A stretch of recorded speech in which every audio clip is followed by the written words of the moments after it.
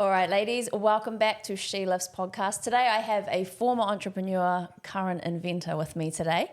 We're going to hear about the highs and lows of business and what it takes to get through the lows and then ride the highs. And my guest today is Lisa Jolly. Yeah, jolly good. There she is. World famous in South Auckland, baby. That's the best place to be famous though, isn't it? Yeah, it is, yeah. I tell you, I have to correct you, I'm a serial entrepreneur, just newbie recognised inventor. Right, a serial entrepreneur. Mm-hmm. I love that. Yeah, it's great. This is so good. Okay, so let's just very quickly dive into you. So sort of where you grew up, what growing up was like for you, and then how did you get into becoming a serial entrepreneur? So I'm kind of an only child and grew up in New Zealand and Australia, and in Fiji my parents travelled around a lot. And I soon learned that I had to be adventurous and find out what's going on. I kind of was born into a family that was really, really brutally violent, to be honest, with my parents. They used to have really, really horrible situations going on. Back and forth between the two of them, one way? Stabbings, both sides, the works. So domestic violence at another level. And you saw all of that? Yeah, I did as an only child, but I kind of think that might have moulded me into the person I am today because it made me really brave and made me decide that I had to actually own my own shit. Unfortunately, they didn't separate until I was a teenager, which was stupid. Yeah. You know, like, come on. Yeah. And once they did separate, did things sort of settle down for them? Yeah, actually, my father just died recently and I didn't have a good relationship with him after sort of what I went through. Yeah. But I've been doing a lot of reflecting lately about it. I left home when I was 15 and just decided that I'd live on my own and go to work. I was probably the only person who left school in fifth form, worked for a year and then went back to school and got deputy head girl. And I had a pink convertible because I was just that crazy, unapproachable, I'm going to make it happen chick. And then I didn't get any certificates because I didn't actually go to school. I feel like I'm a great leader, but I don't really want to be in your class. No, but I still look good and I've got a good car now because I earned some money when I was away. So, yeah. What did it feel like at that age to leave school? Because I left school early and I could not think of anything more of a hit to my ego as going back to school. What did it feel like for you leaving, working, and then going back? Well, you know, I worked for a bank and it was actually a club card and I was in the fraud department. Funnily enough, it probably taught me a few things later in life. I like it. Yeah, I was the person who, if you were naughty, I would be looking through something and I was just like, man, this is so friggin' boring. I fucking hate it. True. Yeah, and I was just like, I really understood that I needed to do something or get some sort of education or something. So I thought I'll go back and I'm smart enough to do it. Went back. I actually just enrolled in school like I hadn't left school. And then I was voted deputy head girl. And I was just like, okay, this is cool. This is a good life lesson. If I just want to make it up, I can do it. Yeah. So I think at that age it was sort of, I turned it into a positive from going, leaving. Look, I've just been away, guys. I've been earning big bucks each week, $109 a week. I've got my own Triumph Herald convertible pink car. Yeah. And, I was cool again. So it was pretty easy to slot back in. But I soon realised that school wasn't really the answer for me.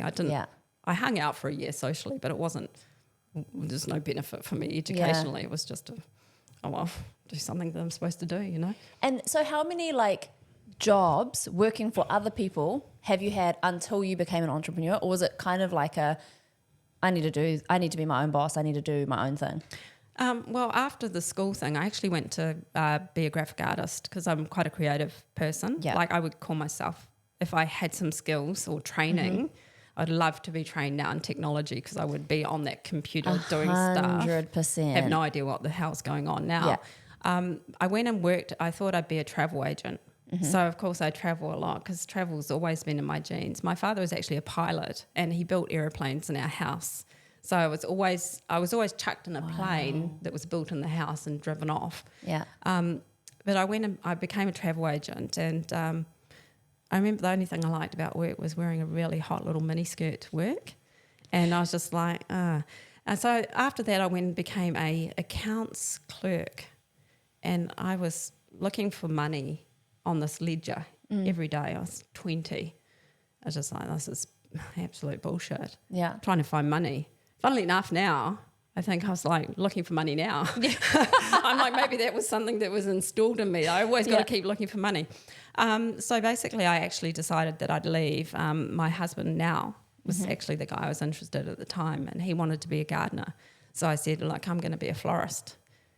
Yeah. So I was like, You're okay, like, this goes hand in hand. Yeah. Look at us. Yeah. We're meant to be. Yeah. So I left that job and I went and worked at a flower auction for 3 months, and I learned the trade, and I was working for a distribution company that distributed flowers to supermarkets. And I'd go around, and I hated that job as well. But I was just like, zoom, and I get all these bonuses because I was so quick. But really, I just didn't want to be at the work. And I come back, and just before Christmas, I realised that the people who were sending me out weren't really having relationships with these produce managers in supermarkets.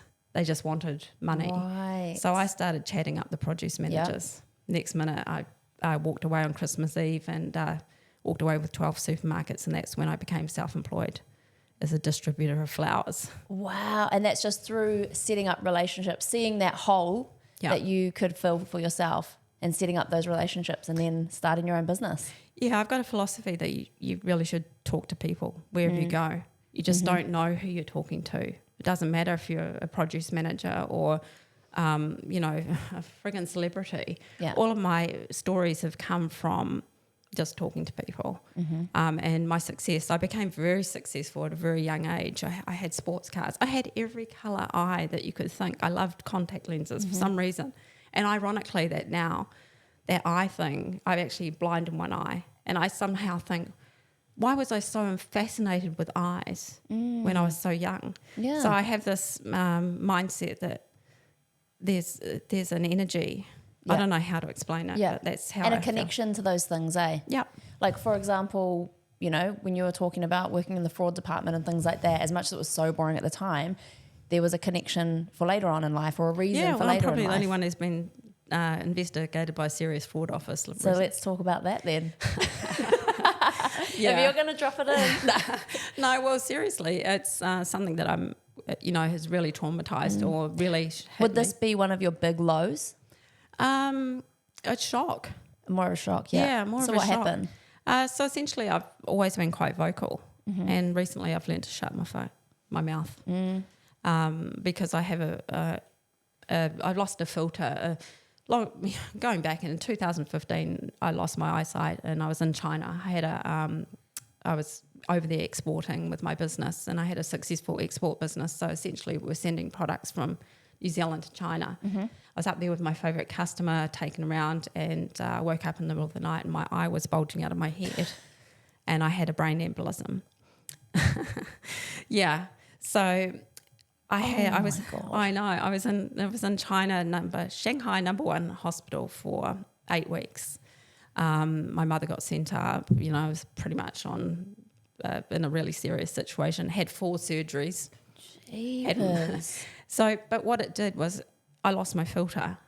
Whether that's something to do with my head or whether it's something to do with, I like to think of it that I was given something from God to make me look at things differently, because I was so busy working that I just wasn't looking at the beautiful things around me. So he took my eye. Really? So now wherever I go, I look at everything and just soak it in and just think, wow, that's cool. But at the same time, it dropped that. Well, I've always been outspoken, but it really dropped that outspoken thing. And I got quite feisty when COVID came politically.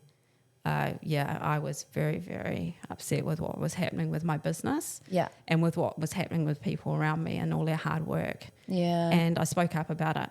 So I'm probably, I worked myself into the serious fraud office by being quite vocal about our Prime Minister at the time.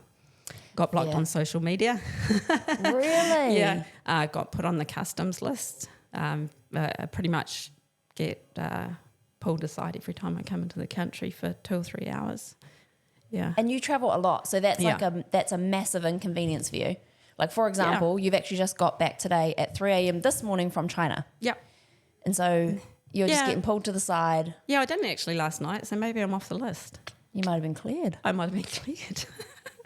Well, I was cleared 4 years later, finally. Yeah, I'll probably get a $50,000 fine, because what happens when you go through these situations, everything's done in confidence and you're not allowed to tell anyone. So for 2 years, I had to go through an investigation and not tell any of my family, or I had my very best friend who knew about it because she received a phone call and a letter about me being investigated. I've come out of it completely my God. clear and everything, and never did anything wrong. Yeah. But They just investigated everything. Yeah, and essentially I've been targeted, I believe, because I have been outspoken. Yeah. I don't think that's a bad thing. Yeah. But it also does. It's a sad thing because you can't be your authentic self. Mm-hmm. I don't know. You know. No, I feel you on that. Yeah. And I think it's one of those things too, like one of the, I don't know, things that goes off in my head when you talk about that is things like that happen in relationships. Yeah. So like if there's anyone that's listening that's like, I couldn't imagine something like that, being silenced by a partner. So it's little things where like you express your feelings about something, it turns into an argument. So you're like, oh God, I'll just shut that door.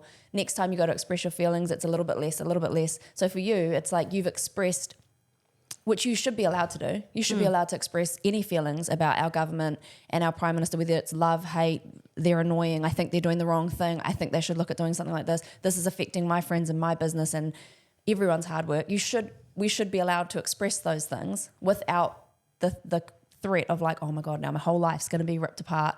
My friends are all going to be, interviewed, and any one wrong thing that's said that they can twist, we'll be like, okay, cool, we'll use that. So it's kind of like that for anyone that can't understand that the government would do that to you. Just take it down to the level of imagine your partner doing that to you. Oh. Anytime that you speak up, it's like, no. So then you get to a point now where you are, where as much as you like a little bit of like a FU to the government, you want to keep just talking and being like, no. But at the same time, you're like, they've got so much power that I have to it does be really take careful. that voice.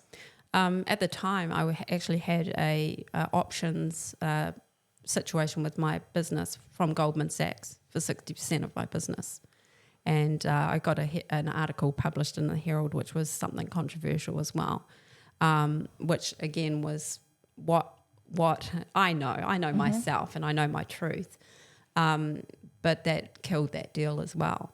So I was at the top of the tree and lost everything. But what actually came out of that was this incredible first low, and then realization that I am now an inventor. Yeah. And my creative side and what's special about me. And because I'm in New Zealand, and unfortunately I would say New Zealand people really don't celebrate each other. Yeah. And business, particularly women. I know. I hate to say that, but we don't lift people up. We don't tell them they look good. We don't. They're too afraid to speak out in case someone else says something. I mean, this is just my opinion. I've learned to say this is my opinion a lot. Me too. Yeah. This is what works for me. Yeah. Come on. But I started thinking, what am I? I've lost everything. What am I? What am I good at? I'm a creator. Yeah. I can communicate with people. One of the great things that's happened through my journey, I've managed gangster rappers because I ran along a street in LA, sat down on a bench and ended up at Snoop Dogg's house and worked for him for 2 years. Oh my gosh. I recorded I wrote a song and recorded a song with 8 rappers at Snoop's house, and it's got over 200,000 streams on Spotify in the first month. Is and I wrote amazing. it on a napkin. Yeah. So all of these amazing things or amazing stories, I'm actually the only person who managed to shake the hand of the Premier of China because I ducked under the security thing and popped up and gave him a business card, because I have lost that filter that says you can't do that. A barrier or fear, eh? You've lost that. I've lost the fear. I've got a new one now that says, okay, I've got some really important deals going on, so behave yourself. Yeah. Yeah. I have to actually really check. So what I normally do now is if I really want to say something, you might catch me at the gym saying something and then I'm thinking, oh God, I shouldn't have said that. I take that thought right to the bottom of my stomach like I'm drinking water, and then I let it come back up to here. And if it's worth saying again, I'll say it. Yeah. but I have to do that nearly every time I'm thinking something, because these creative ideas are always just hitting me. Yeah. I want to say to someone at the gym, stop eating that shit, man. Yeah. Yeah. You know, like, 100%. oh yeah, you look beautiful. Like you say, just own, as they say in Gangsterland, own your shit. Yeah. 100%. Yeah. That is okay. So I do want to touch on a couple of things. So I really quickly want to go back to when you talked about before you talked about like you lost everything. My house as well. Yeah. So there was so in that, so you lost your house, you lost a very, very good business deal. Yeah. So when all of that happened, because like I had 3 companies go into liquidation. So house, this contract. is 2020. 3 businesses in liquidation. My reputation, my house. This was probably 2021, 2020, 2022. Wow. For 2 years, right through the pandemic. And so how did you get through that? How did you, like, what do you do? Well, first of all, you have to think about why it's happened, I think. I'd be the first person to have to take responsibility for some of the actions, because I was reckless. Yeah. A little reckless, probably in my behaviour in social media, about being too vocal about personal things in regards to my thoughts or political views. So I had to take responsibility that that side of things was my fault. I also had to accept that we're working in an environment, or COVID or the pandemic, that, for example, my supply chain was, I didn't have any supply of my products for the US.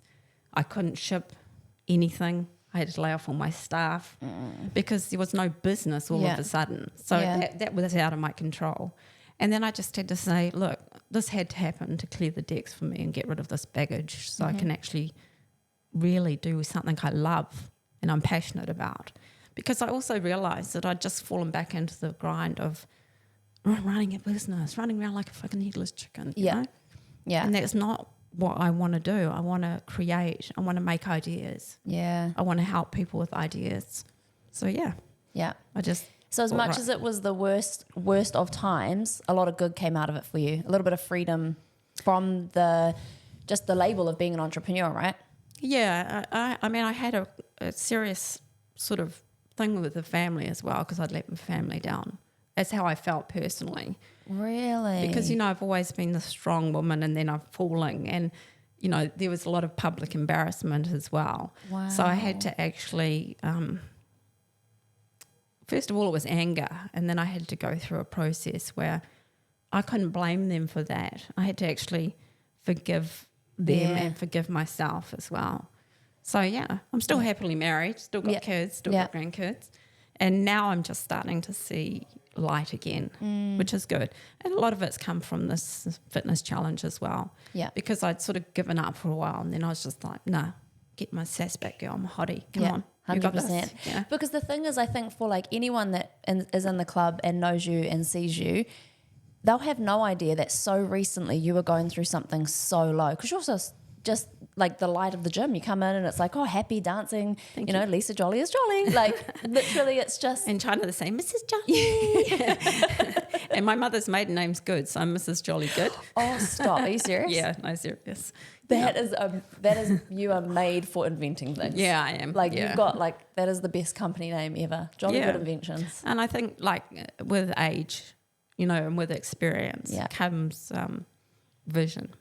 There's a lot of young people here who probably will have a hard time, or will have times in the future, or maybe in a hard time now. But it doesn't need to define who you are or your energy is. Yeah. Because if you see beautiful things, or you see cool people, or you hear music, I love music, and that's probably part of my high functioning thing now. It actually is part of my thing. I don't know what it is, but I'm always vibing with it. And so I love coming here and feeling the music. I don't really care what people think. You know? They can look at me and think, look at that old white lady dancing over the corner. We love it because it gives everyone freedom to dance. Yeah. Like if it's just great. So I want to touch, since we've gone back to music, working with people like Snoop Dogg, working with celebrities and things like that, what is that like? Okay, so I actually do write shows for Bravo TV. I don't know if you know that. Okay, maybe the better list for us to go on to is what do you not do? That is amazing. So you write shows for Bravo TV. Yeah, so it actually came God. from my honey business, and I had a celebrity. I was Mrs. Home Shopping Network, so selling Manuka honey on Home Shopping Network, and I was doing this and blah, blah, blah. Anyway, I sent a whole lot of honey out to some celebrities, and a celebrity decided that he loved what I did so much, and we did a HSN live in his home, and I just got this glimpse of this Hollywood world, and I'd had it with Snoop, but in the music industry. Yeah. And I got burned in the music industry as well. I decided to bring Daz Dillinger and Corrupt to New Zealand. Yeah. Paid them $76,000, and they never got on the plane. Oh. So that was in 2018. So everyone else got on the plane except for the headliners. So, music industry is really, really energizing, exciting, but it is cutthroat. And when you're dealing with celebrities or LA as well, you are someone if you've got an entry to somewhere else. I've been lucky enough just through talking to people and not being afraid that I have met some really amazing people. One of the things that I did in the pandemic was I started writing shows. Yeah. And because I had done this honey thing with this celebrity, one of the producers for the show $1 Million Listing was there. Oh, yeah? Yeah, and I got talking to him. And I said, look, I've got a show idea. And he goes, oh, sure, just email me. So I came back and I was in quarantine actually in Wellington from travelling for 2 weeks, and I wrote my first show, and it got picked up. Picked up by WOW, which is World of Wonder. Yeah. Bad luck for me, the couple $1 Million Listing got divorced. Oh, no. So that never happened. Wait. Josh and Bobby. Yeah, because I love watching the Yeah. TV show. Oh, true. Yeah. And recently I've just done a luxury gift box for Josh Flagg. Yeah. It's called Box by Josh Flagg, but it still hasn't launched because he likes to be very particular. Yeah. And that's been really challenging because I'm used to getting things done quite quickly. And when I land in LA and I'm putting that hat on, it's a game. Yeah. I'm in it to play it because it's so superficial. Really? It's fun. Don't get me wrong. It's very creative, very fun. But you'll get dropped like a little like that if you haven't got anything to offer. When you put a photo on Instagram, you're with one of the producers who've been doing Housewives or whatever, everyone's messaging you because they think it's like, I call it the Snoop effect. Yeah. When I go to Snoop's house, everyone messages me. Yeah. I had a really, really close bond with Snoop's uncle, and Snoop actually paid me to do a bottle of barbecue sauce and label it for him. Flew me to Portland, did the barbecue sauce. Anyway, long story short, Uncle Rio passed away. He was 76. I went to his funeral in Mississippi. Yeah. And Snoop and his family were there. But once again, everyone here thinks you have this in. Yeah. So they come to you with an expectation. intention. Not an intention to actually like you. Yeah. It's actually an intention to get something. So that's something I didn't realise people did until recently. Yeah. So it's been a learning experience, but it's definitely fun. There's no question about it. Yeah. I mean, I had a show with Mike Tyson, and then he wouldn't punish someone on the plane. That got cancelled. You're like, what's going on with these people? We've got great shows coming up. Why are you guys all acting out like this? Stop acting a fool.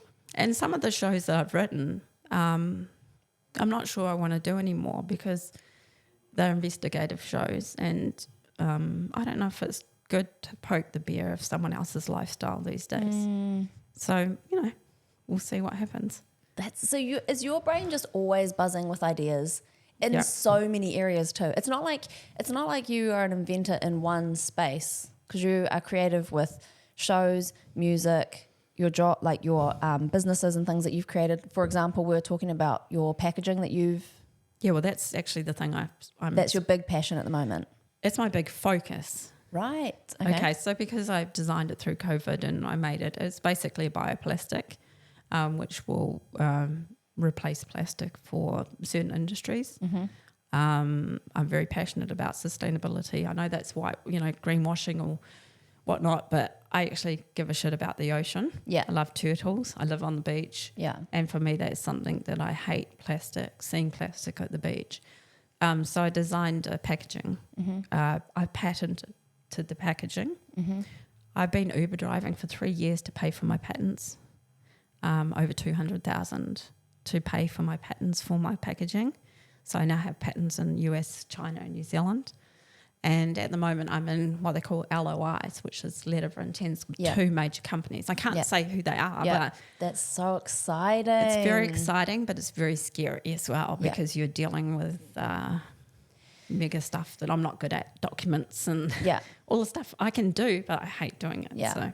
Do you ever get because when you're inventing things, do you ever get a little bit scared to share with people? Because people can just swoop in and if you share with someone that's got more resources, more money, a little bit more speed or whatever. How did you know?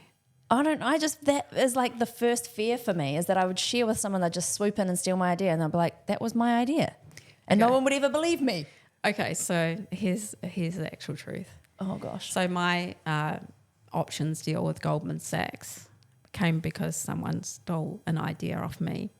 Now that someone, I can't say the name, but was part of that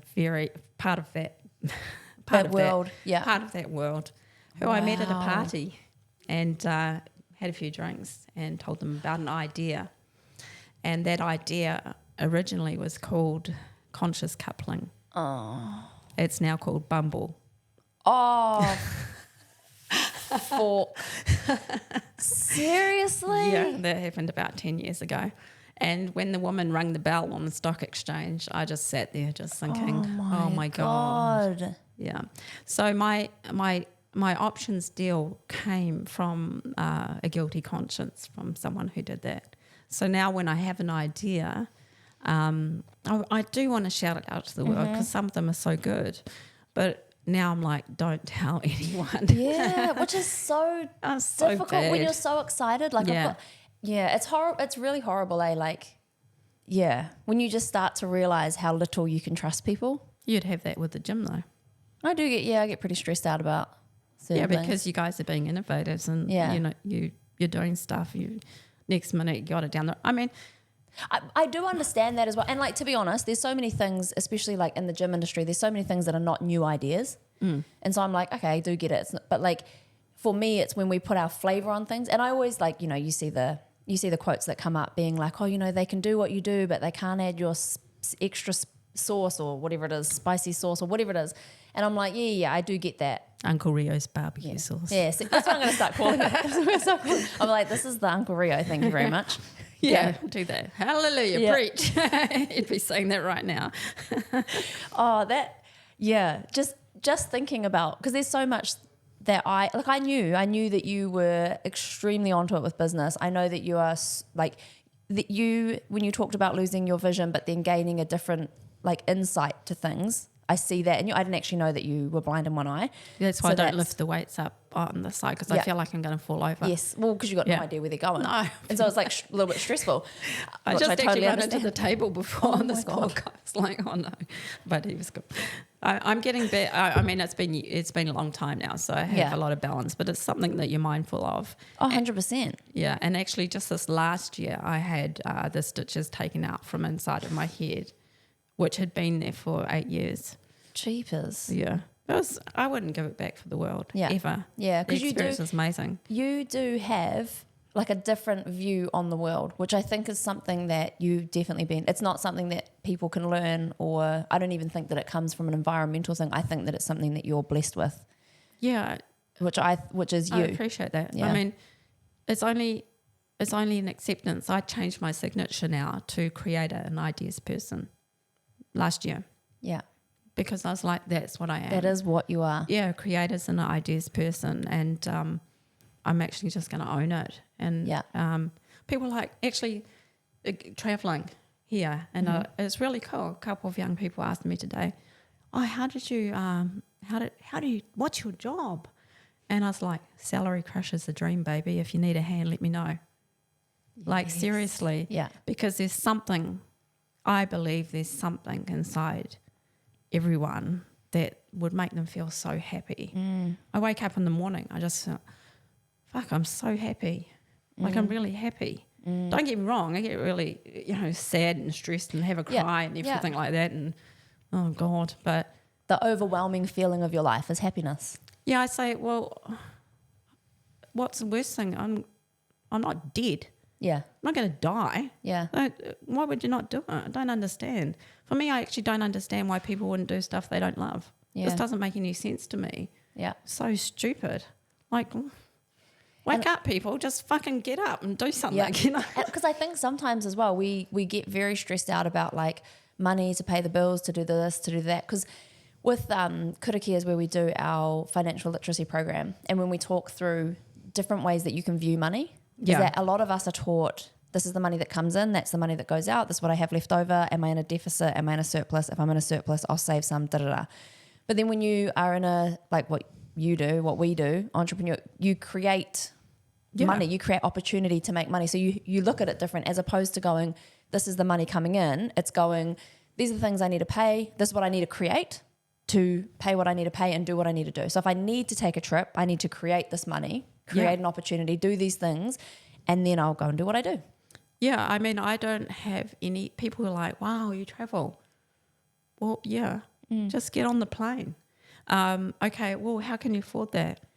Well, I just made a decision to buy a plane ticket. So I Uber drove for 7 days, made my plane ticket, and then I have this self-belief that I know I can attract income into my life enough to get me through. Yeah. It doesn't need to be living the life of luxury because, to be honest, when you land in a place, regardless in life, of discomfort, that's when you actually excel. Yeah. I'm the best when I've got my back against the wall. Yeah. If I land in a country and I check my bank balance and it's $30, it's quite normal for me. I don't have any problem with that. And you're just ready to go. I'm ready to go. I've got a little side hustle. Yeah. I sell some shit along the way. Oh, look, there's a little pill or something. Yeah. And people buy it. Oh, okay, you just paid for my lunch. Yeah. So, but I have that belief in my invention. I know that I'm working for something bigger. And we're talking bigger. We're talking multi-million-dollar bigger. I know it's coming. It's already there for me. I just know that I have to have that commitment and grind to do it. And I also believe that God puts you into difficult situations before something amazing is going to happen, just to keep you humble. Because I don't want to be a person. Money to me it's not about money. No. It's about experience and life, and just stories and adventures. Yes. Yeah. Yeah. It's this is hilarious to me, because you're talking about God putting you in places that you're meant to be in. What you just were talking about there is what I've been having conversations with Richie about, like, just the last few days, because I have been feeling not so much stuck. This is going to sound really terrible, and I don't even know how to word it, right? Just say it. But I'm just feeling like unfulfilled. You need to satisfy yourself. 100%. And I was saying to Richie, we were chatting about it, and I was like, like maybe it's like a love language thing, like maybe it's this, da-da-da. And then I was like, I've read the love language book. Yeah. And I convinced myself, because I did the test, and I convinced myself that like quality time was my love language. But then I was like, even that, and I feel like a very ungrateful person, but I'm like, even that is nothing to me. It is, I said to him, adventure. It is my love language, but for myself. Like, I don't need to adventure with other people. But I need my own adventures to go on, whether it's like climbing a mountain and going and get a croissant and have a coffee or whatever. I just need to go and do random ass shit. Just like plop it into my week and be like, I'm going to do this random ass thing out wherever, somewhere new, somewhere something. And so then we're talking about that, and he's like, yeah, you do. He's like, we need to get you. You need to go on a trip by yourself. You need to go and just go to the Jolly Shopper. Or actually, I'm not I need to go to the Jolly Trader. I need to go to China with Lisa and figure some shit out. But like genuinely, and we were talking about it, like I need to go and just, because I love it. Like we go to Bali, and I love going to Bali. Like we went to Bali at the beginning of this year. I took my son with me and just had the best time ever. like, I didn't even know what we were up to during the day. We'd just get into the middle of town and be like, oh, let's do this. And oh my God, look where we've ended up now. And we'll jump in a little taxi and go over here. And then we're in this random as new place and we'll try these foods. And I have never been happier. I love that stuff. And I don't need lots of money to do it. I just love to do random as stuff. I don't even need to spend money. I just love adventuring and walking around and seeing new places. And then we were literally right before we came in here, we were talking about the difference between like living life and experiencing life. And we were like, we need to stop just living life. We need to start actually experiencing life. So work and do the things that we love to do because we love OTB and we love what it creates. We love karakias, we love what it creates. But then we need to carve out time to be like, now let's go experience some stuff. Yeah. Well, and it's funny that you've just talked about that. Well, you've answered it because my take on like outsider looking in to you and Richie, you're giving out so much with your gym. You're a really new business in the scheme of things. Like a very big baby business. Like not even just a year and a half. Most businesses, 80% after 2 years they fail. Yeah. That's a statistic. Yeah. So, give yourself some credit there. Yeah. But you have to stop and look after or fill yourself up to be able to give back. You're constantly giving. I would hate to see your messages. Yeah. Like, seriously. Like, I mean, you just need a message. I need a message with shipping on my website because I'll buy the stuff and then I can't be bothered shipping it to the people, like, because it's boring, right? Yeah. I have had my dopamine hit of like, I've made this person happy for today, but I'll send it in 2 weeks or something like that. You need a message that's just like, back away for a bit. I need to refill and find something that fills you back up. Yeah. Because you can't just keep giving out. Yeah. And I don't want to do the like fill me up things, which is like scrolling. I don't just get rid of social media, man. And because before OTB, I actually didn't even have social media. Like I think I had accounts, but I didn't even post. I was just, it's not my thing. It's not my jam. Unfortunately, with business, it's the same with me. Yeah. You have to have a social media. So it's double-edged sword, really. How do you feel on that? Because like you've been in business for so long that like you had business before social media. And then how do you feel? Because social media, like what you said, it's a double-edged sword. It can be absolutely amazing. It can also be the worst of the worst. How do you feel about it and using it now? Well, I actually just starting to try and, I mean, I'm a show pony. I like to show what I'm doing to inspire people. Yeah. It's more of an adventure. Like, come on, you guys can do it as well. It's not like, hey, I'm doing this, feel jealous or anything. Like, look how amazing I am. Yeah. I'm like, if I can do it, I've got off from the bottom again and getting back up. You guys can do it too. But in regards to social media, I actually was thinking about this last night when I was sitting on the plane. I was thinking, I was listening to a podcast and I want to stop. And I'm actually writing a book. It's actually written, and I'm about to publish it. And it's my memoirs. Tell me when it's so I can read it, please. Yeah, I've actually this is me. I pre-sold hundreds of copies 3 years ago, but saying to people in COVID pandemic, I'm going to write the book in isolation. Yeah, and then I got bored after about half an hour. So I did start writing in China in 2014 with my eyes. So it starts off there. So I've been piecing it all together. But after the book's published, I've made a commitment that I'll delete my social media accounts. Really? Yeah. I won't need to. Yeah, you excited for that? Yeah, I mean, the show pony in me might feel a little bit fucked up. Yeah. But I can just prance around in the street somewhere and have people look at me. You can come prance around here. Yeah, I'll join up with someone. Stuff. Yeah. I mean, I was in China the other day doing a street dance. Oh my God, I loved that. Yeah, and there was an influencer there and I got invited on his channel, so I'll just do that. I loved that. But I really, at a stage of life where I don't want to be scrolling at mindless stuff and using that to fill my mind. I prefer to be learning and helping others. I want to be in a position after this deal's done that I can actually really invest in others. Yeah. Don't get me wrong. I will be a hard investor. Yeah. Because I know how hard it is. Mm-hmm. But that's on my tick. And my next startup, I've got another invention under my belt. And my ultimate dream is to save the dogs of the world. So that's what I'm going to do. Yes. I have a good idea for that. Oh, I love that. Yeah. Jolly love that. dog. Yes. Jolly good dogs. Yeah. Yeah. So yeah. Oh, I love that so much. Yeah, but like the commitment with the gym, when I was ready to make that commitment, Yeah. I was ready. I wasn't ready before that. Yeah. So I'm sure that will be the same with social media. Yeah. When I make a decision and I'm ready, Yeah. I don't know it's coming, but I will make the decision and that will be it. Yeah. One thing I love about you is how in tune with yourself you are, and how like you are so happy to be guided by your gut or your intuition. Yeah. And like there's so many people that don't do that, Yeah. including myself. There's a lot of times, like a lot of the things that I do is guided by intuition. And then the times that I get myself in trouble is when I talk myself out of that. And I'm like, no, that's just me being silly. And then I do, and then I'm like, oh yeah, that's why I shouldn't have done that. Or that's why I shouldn't have trusted that person. Or that's why I knew this was coming. But do you think that's an age and experience thing? 100%. Yeah. And I think it's also for me, I very much, it's really funny because I can easily say, like, oh, I don't care about people's opinions, but I do care about people's perception of me, and I want to shed that because I used to feel like that. and I don't know why, because to the core of me, I'm like, I love who I am and I'm happy with who I am and I know my truth and I know why I'm doing what I'm doing. I know my heart is good. I know it's in the right place. Even when I make mistakes, I'm like, God, I was trying to do the right thing there, but I absolutely screwed it up.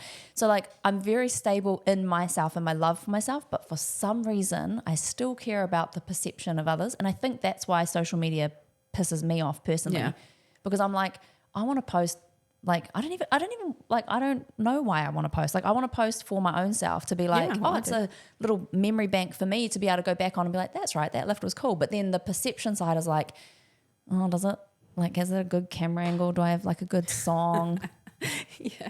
Well, I mean, it's so like, true. It's so true. I mean, we'd all be lying if we didn't think that. I mean, the amount of times I take photos and like doing this certain pose, but now I'm like, okay, whatever. Yeah. You know, I get 20 chins, 5 chins, whatever the chins. I'm still dancing. I'm still looking there. And the funny thing is, I actually have a blog that I used to write. I've got to start writing on it again, but I've kind of held off because of the book. So I've been trying to keep them all like, okay, the book's coming, and when it comes out, you can buy it on Amazon, blah, blah, blah. So I need to do it. I've actually got stage fright there. So wow, it's all about perception, and I'm also mindful that I don't want to publish the book until after my deal's done because I don't want to fuck it up. Yeah. Is that something that you've learned from the big scandal that happened for you? That you were just like, oh, hold your horses, girl. Yeah, and I had a board, and I was told just by the board. I was actually told this: don't piss off the Prime Minister because they can be relentlessly scathing towards a business for a long, long time. Yeah. And I remember hearing that, and I was sitting overseas, and I was just like, oh God, what have I done now? Like, what have I done? But it has taught me, not enough to stop me from talking about what I believe. Yeah. But probably I've learnt to think everyone has a reason for doing something. Mm-hmm. Even Jacinda Ardern. Yeah. She had a reason sometime to do something. I can't say if it was wrong or right. Yeah. Or where it went. But I have to respect that at least she stood up and spoke. Yeah. About whatever she believed in. Yeah. I think it's a fucking crock of shit. But at the same time. I think it's also really hard when you know that if you speak up, there's repercussions for you. But when other people speak up, somehow there's no repercussions. I think that like, if there's going to be repercussions for speaking up, it should be across the board. Yeah, well, I mean, how can small businesses fail and the person in a small business has lost everything and then they're not terrible. Allowed to be pissed off about it. Yeah, oh my God, what have they done, blah, blah, blah. Yet you have big corporate businesses liquidating and going, folding and leaving people high and dry all the time. Nothing ever gets addressed there. Yeah. So as small business owners, we have to be extra careful, in my opinion, to just do our thing and stay focused. Yeah. But I think being authentic and trying to get rid of the perception, especially in New Zealand for women. Yeah. New Zealand's I mean, I hate to say it, I fly in every night. Well, I flew in last night and I fly in and my heart sinks because I just know I'm arriving in a mindset of negativity. Yeah, that tall poppy, eh? Yeah, and just all the news and everything's negative. Don't get me wrong, in other countries they have a lot of news and stuff like that as well. Yeah. But that whole mindset of dulling down, being dulled down, I'm the other way. I'm like, lift up. Yeah, let's turn up the brightness. She lifts. Yeah, exactly. Yeah, That's turn exactly it up. it. Yeah, lift it up. Turn up that brightness. And not many people are brave enough to actually try and lift people Well, up. I mean, it's hard because if you shine a light on yourself, you know for a fact you're going to have people targeting you. Oh, yeah, for sure. Yeah, And I've that's got a why, target on my head. Oh, yeah, you got a target on your head from some big people, man. Yeah. I just got little people.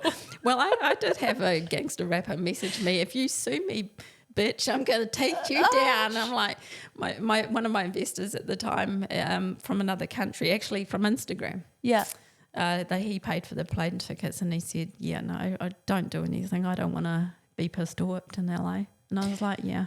Yep, we'll be letting that one slide. Yeah, let it go. Go and do your music. Yeah, gang, woo, boom, boom. What up, peace, bro? Oh my gosh. Yeah. Oh, your book is going to be a great seller.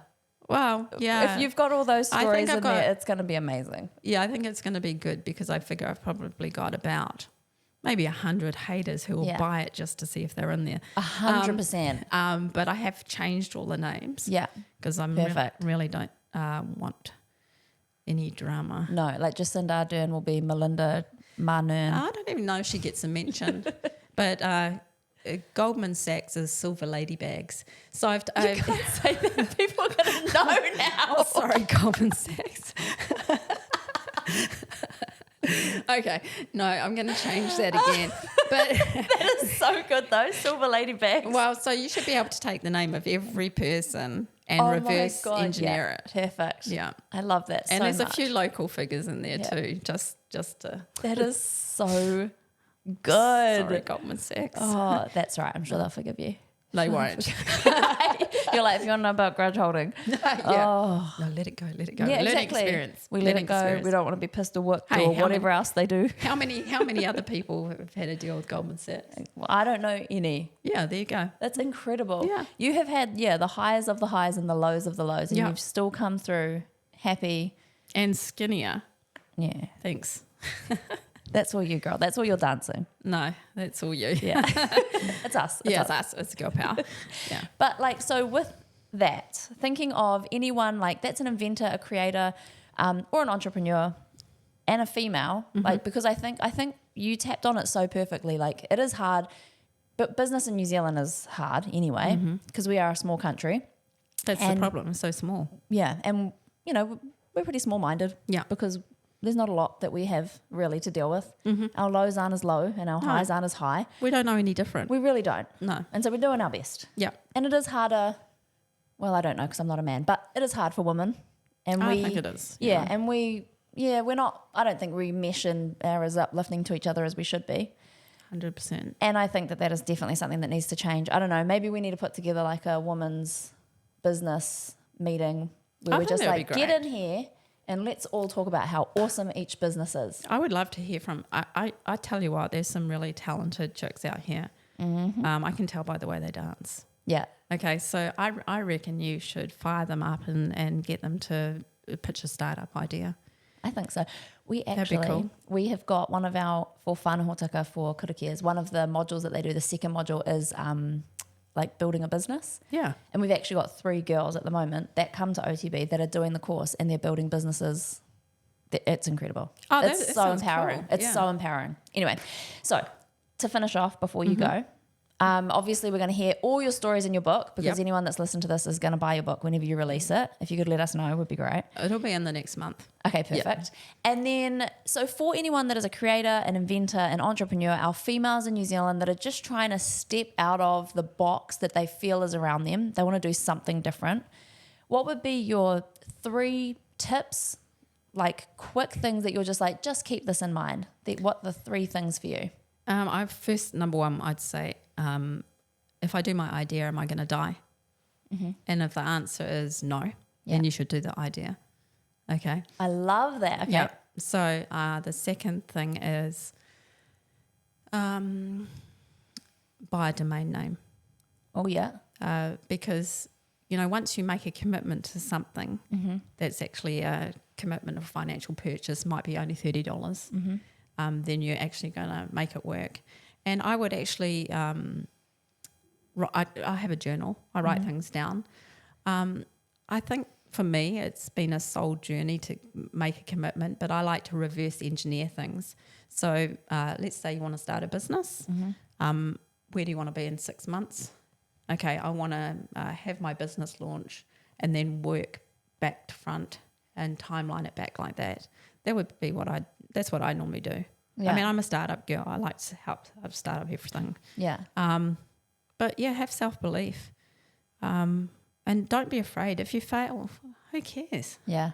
Who gives a fuck? Yeah. No one else has done it. Yeah. It's not easy. 100%. And go and tell, find something that you actually really enjoy doing.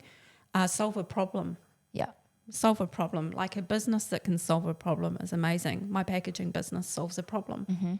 Some of my other ideas solve problems. So just really go for it. Yeah. There's no need to stop. I think the main thing for a woman is not listen to other women who are going to bring them down. Just surround your circle with people who you know. And your circle is huge. Yeah. My circle is so small. I say it's huge, but so small. Yeah. I can count the people who I really super have in my life on one hand or less. I'm happy with that. Yeah. If I could really just delete all my Facebook friends and have just those 5 people, I would. Yeah. But I don't, because you don't want to burn the bridges along the way. 100%. Yeah.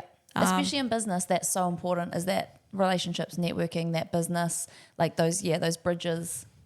Yeah, it is.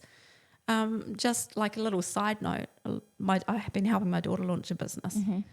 Turned on the website and all of her friends were like, oh, we're going to buy. We love them. Not one of them. Yeah. I said, that's just fair-weathered friends. They're not your circle. Yeah. We're not focusing on these people. We like them. They're cool. Yep. Let them be. Yep. But don't let them bring your confidence down because they're talking spank and you're actually doing it. Yeah. 100%. Yeah, so stop talking the spank and just get shit done. Yeah. And as Snoop Dogg says, own your shit, babe. Wisdom from the man himself. Yeah, actually. Genuinely thank you so much for this, because it was very late notice and No, thanks for having me. just so amazing. Yeah. There's so much more to be learnt from you. I can't wait for your book, and then after your book we'll do another podcast, because I'll be able to bring it out highlighted and be like, now who the hell is this? You actually probably can. I'll be like, so when you were talking about this person here, I've reverse engineered this name, I know who it is. Yeah, I might be Ubering in a Porsche then. So here's going. Imagine that, eh? I'm going to Call do your it. Uber. Please do. That would be so amazing. I will. And the other thing that I say, when, like, for example, you have to work hard. You don't let your ego destroy your actual mission. Yeah. For me, Ubering has just been a gift. Yeah. And I pin little positivity cards on my things and I get tips. Yeah. Now, I don't do it to get tips, Yeah. but that's great. Yeah. But what I do is give, and I don't care what people think. No. If I'm in a little shitty blue car Ubering because I'm trying to get to a bigger deal. Yeah. So don't let the ego destroy you and your ideas. 100%. I agree with that. The ego is like... It's the worst. That's your worst enemy. It really is, eh? Yeah. Stops you from doing so much. Yeah. Anyway, yeah, on yeah. the ego, we better go. Yeah, 100%. Anyway, thank you, ladies, for joining us again today. And obviously, we've all learned a lot from Lisa, which is amazing. Please make sure that you like our page, that you send this podcast to someone that you think needs a little kick up the ass to start that idea. Except for Goldman Sachs. Except for anyone that has anything to do with Goldman Sachs or Snoop Serious Dogg. Fraud Office. Or the Serious Fraud Office, and do not tag Jacinda Ardern. Well, she wouldn't be able to see it anyway, because Lisa, you'll be tagged and you're blocked. So have a great day, everybody. Make sure that you like us, that you subscribe to our YouTube channel, and that you send this podcast to someone that needs a kick up the ass. And just remember, as Lisa said, the tip number 1 is, if I do my idea, will I die? And if the answer is no, then you need to do that idea. So get inventing, creating, and become the entrepreneur, ladies, because we need more in New Zealand.